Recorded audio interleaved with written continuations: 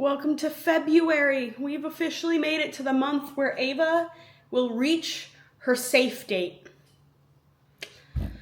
But anyway, we're kind of gonna do not really a reset vlog because, to be honest, it is 4:30 p.m. But we need to update the calendar. We need to finish drinking our tea. David's on his way home. We have a grocery order to pick up. We need to go to PetSmart to get Scout's dog food. And we need to go to Costco. So, that's the plan. I guess we can erase the board right now. Clorox wipe and paper towel. If I just use the Clorox wipe, all the ink gets all over my hands.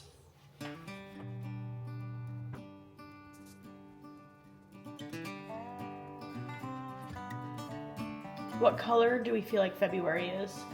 Maybe blue? It's not, well, in California it's spring, but in normal places I think February is still wintry. So we're gonna do February. And it starts on a Sunday, which is so weird, so we're gonna literally start from the very beginning.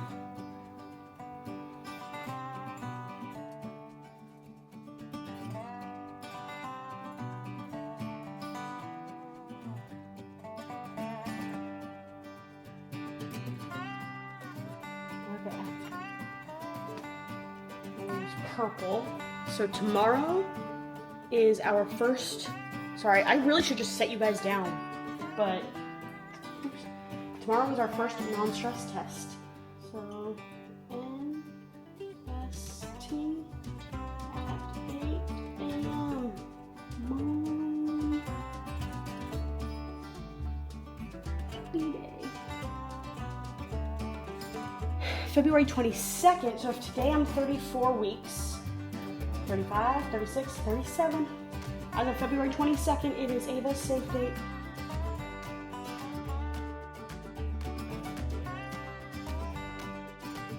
I don't think, oh wait, on the 11th is Scout's dog food. Oh, on the 5th we have an OB appointment at 10:45. And then the 19th, question mark? Oh, duh, the 14th is Valentine's Day. 19th, another OB appointment. I think that's all. At least for now.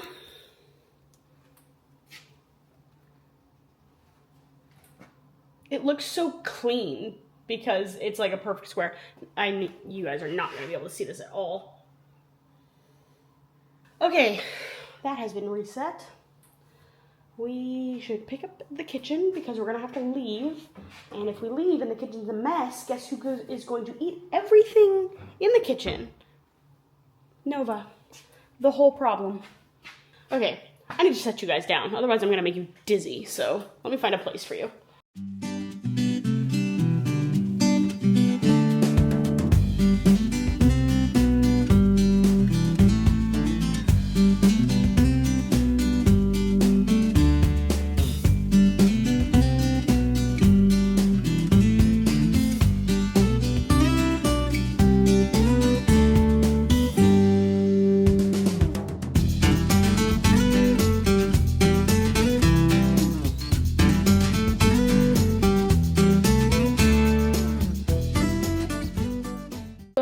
I totally spaced on the fact that David was leaving today.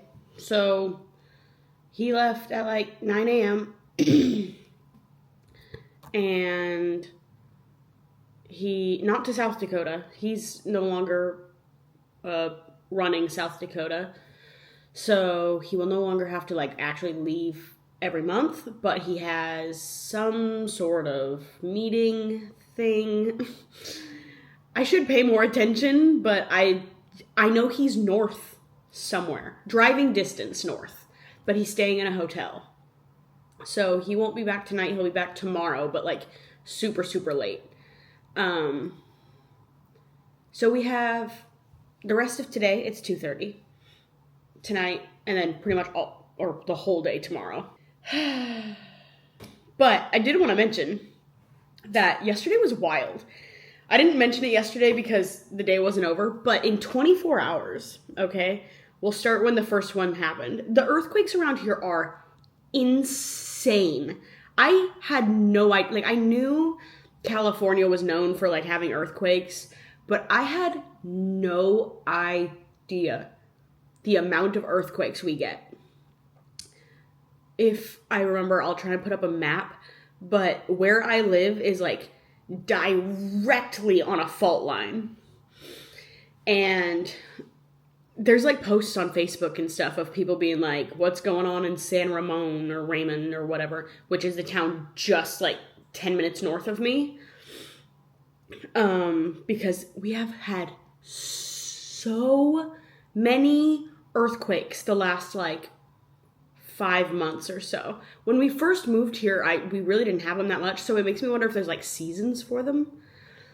But just to make a point, this was yesterday alone. Just yesterday. The first one happened at 6:27 a.m. and it was a 3.8 magnitude. The second one happened at 6:29 a.m., 3.3 magnitude. The third one, I was outside with Scout at this one, happened at 7:01 a.m. It was a 4.2 magnitude. Fourth, 7:23 a.m., 3.0. Fifth, 7:27 a.m., 3.8. Sixth, 2:56 p.m., 3.1. Seventh, 3:04 p.m., 3.0. And then one at 8:30 for the last one. So 7 total for a 3.4 magnitude at 8:30 p.m. 7 yesterday alone. And they were all like if I scroll back to the history of them and stuff, like, there's tiny ones in, like, the 2 points, whatever, and you don't really feel those. But if they are 3.0 plus, you feel them. And, like, you can hear the building, like, creak and shake. And my dog, like, the big one, the 4.0 that I was at, or the 4. What was it, 2? 4.2. I had Scout outside with me, and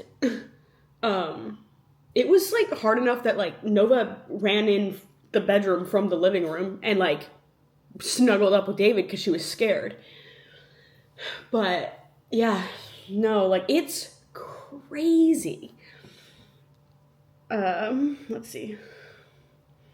Why are there so many earthquakes near San Ramon?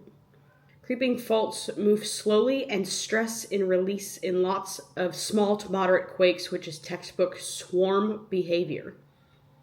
What does that even mean? So it's on the Calaveras fault line is where I live. So it says it's totally normal. It says earthquake activity. The region experiences frequent earthquake swarms where many small quakes occur over a period, a common phenomenon for the Calaveras fault zone.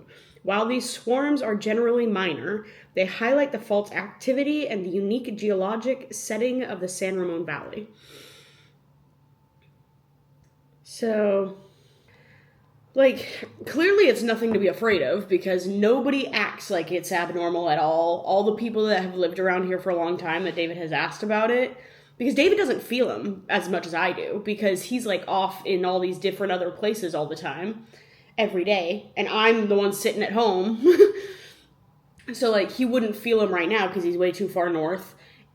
Where we're thinking about moving doesn't feel him. It's like 45 minutes east. All of his other stores are in, like, San Jose and, like, Monterey Bay area, which he doesn't feel him there either. It's literally just, like, the straight valley that we live in. So I feel them all the time. And let me tell you, it's a good way to get over a fear of earthquakes. I will say, the bigger ones do kind of still freak me out. When it's like a 3 point whatever, that one's not so bad. But once it breaks up above the 4.0s, like even, so the one yesterday that was a 4.2, David's boss texted us, who lives in the apartment building right next to us, and he was like, y'all good? That was a big one. And so, like, once it gets up into the 4.0s, it's a little more freaky to me, especially knowing that our car is parked on the 5th floor. Like, we're just on that side is where the parking garage is. And I'm like, I'm on the 1st floor. If this building were to start falling, like, I would be so screwed. Like, I would be so crushed. But, yeah, anything below 4.0, I'm pretty okay with at this point. I know I've said that we need to clean the house 1,800 times. We're gonna clean the house. We are. However, I wonder what it will be like to clean and just do things with full feeling back in my hands.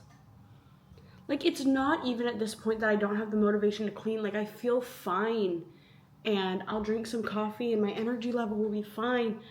But like, when I tell you, this morning I couldn't generate enough power in my hands to open a Ziploc bag.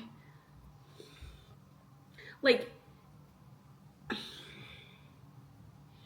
I know things could be so much worse, and I should be so thankful that the symptoms I have are what they are.